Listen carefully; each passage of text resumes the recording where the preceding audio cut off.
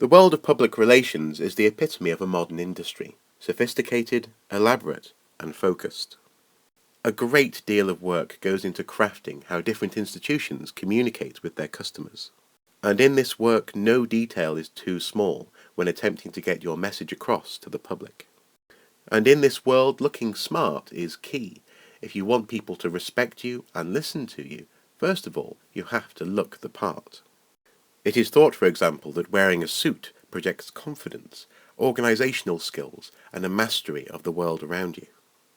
And of course, no one can resist a person or a product when it is attractively displayed. Public relations is often thought of as a modern dark art. However, for as long as there have been people, they have been managing their image to impress those around them. Paleolithic burials speak volumes as to the importance of appearance.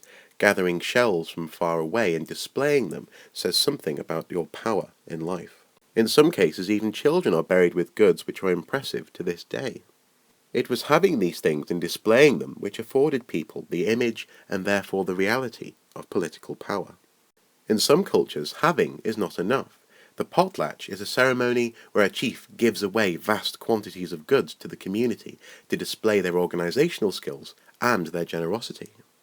In the Copper Age of the Balkans, it was not distance or generosity, but rather the spectrum of goods which displayed one's prowess. Items from around the known world reflected relationships and thus power.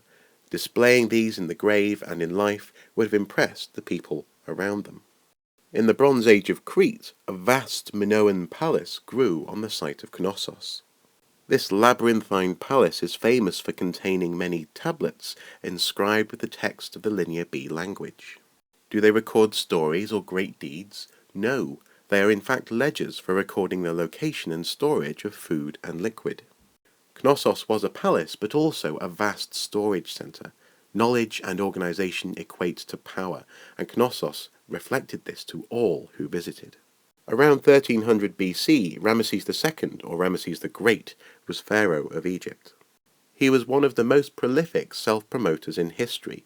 These are 4 statues of himself at Abu Simbel. His image was carefully managed. Here he is defeating a whole army almost single-handedly. And near the city of Memphis, he left behind an 11-metre tall granite statue of himself. Ramesses was determined to be remembered. Though impressive, these images are crude compared to the achievements of Rome's first emperor, Caesar Augustus. Augustus was not born to be emperor. He grew up in a time of political turmoil and saw his uncle and adopted father, Caesar, murdered for attempting to be king. Augustus, then known as Octavian, was ambitious, but he knew better than to repeat the mistakes of his uncle. He built a temple deifying his adopted father, and without ever saying it, became the son of a god. Not emperor, but merely first citizen he called himself, as he carefully crafted his image as the humble guardian of Rome's virtue. The Senate declared him Augustus, the revered one, but he never accepted the title of king or emperor. He did, however, upon his death, leave behind a vast list of his achievements across the Roman world. And thereafter Romans spoke of Augustus as having saved Rome. He was probably the most talented politician and PR man ever to have lived. When I say the word Viking, we instantly conjure up a very particular image. Rough, rugged warriors from the north, coming from Scandinavia across stormy seas to pillage Britain. This image largely comes from contemporary monks, who wrote, "Deliver us, O Lord, from the fury of the Northmen." It is ironic that these writings should come from the religion which at that time in Europe threatened to massacre all who did not convert. The reality of Norse life was not as violent as we sometimes think, but they had been pushed and provoked, and, whether by design or by accident, left an indelible mark upon our psyche. It is around this time that Athelstan, the Saxon king, was also crafting an image.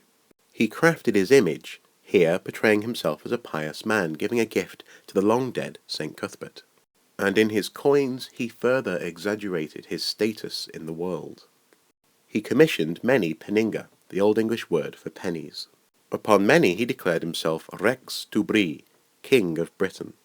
These coins in turn would travel far, and though he wasn't technically king of all Britain, people from far afield would come to see him as though he was. In other cases, it is through sheer awe that people impress their power and influence upon the world around them. The Forbidden City is an impressive complex for the Chinese Imperial Palace, built between 1406 and 1420.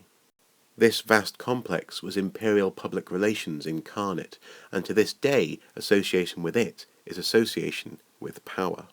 Managing one's image has always been important, whether you wish to be seen as the Virgin Queen of England, or as the charismatic hero liberating your country. Controlling how people see you is an attempt to control how people think about you, and this remains true to this day.